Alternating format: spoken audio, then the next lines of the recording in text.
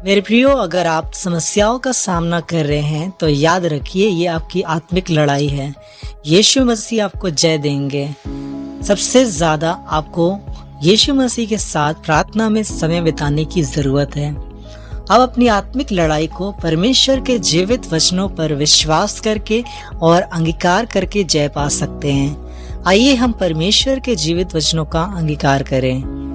याकूब 4:7 में लिखा है, इसलिए परमेश्वर के अधीन हो जाओ और शैतान का सामना करो तो वह तुम्हारे पास से भाग निकलेगा। पहला कुरिन्थियों 15:57, परंतु परमेश्वर का धन्यवाद हो जो हमारे प्रभु यीशु मसीह के द्वारा हमें जयवंत करता है।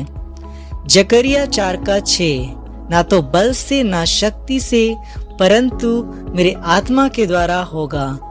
मुझ सेनाओं के यहोवा का यही वचन है।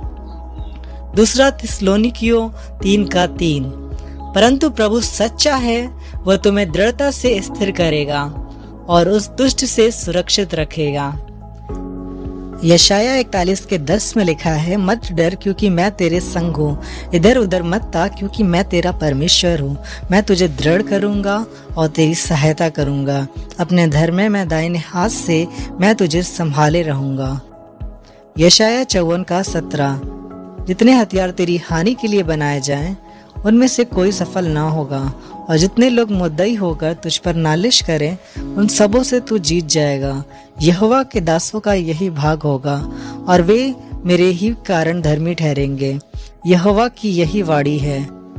पहला यूहन्ना 4:4, हे बालकों, तुम परमेश्वर के हो और तुमने उन पर जय पाई है, क्योंकि जो तुम में है वह उससे जो संसार में है बड़ा है।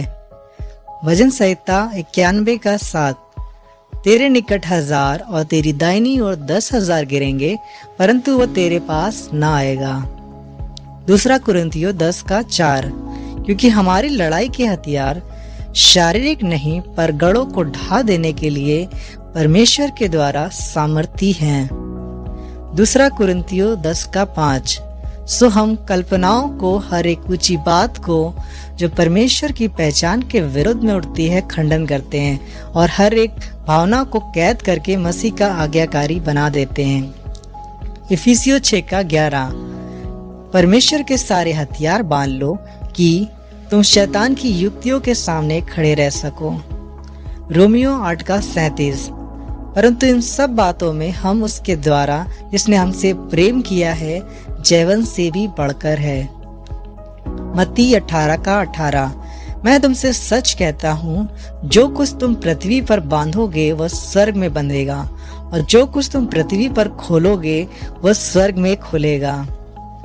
व्यवस्था विवरण 28:7, यहोवा ऐसा करेगा कि तेरे शत्रु जो तुझ पर चढ़ाई करेंगे वे तुझसे हार जाएंगे। वो एक मार्ग से तुझ पर चढ़ाई करेंगे, परंतु तेरे सामने से 7 मार्ग से होकर भाग जाएंगे। आमीन।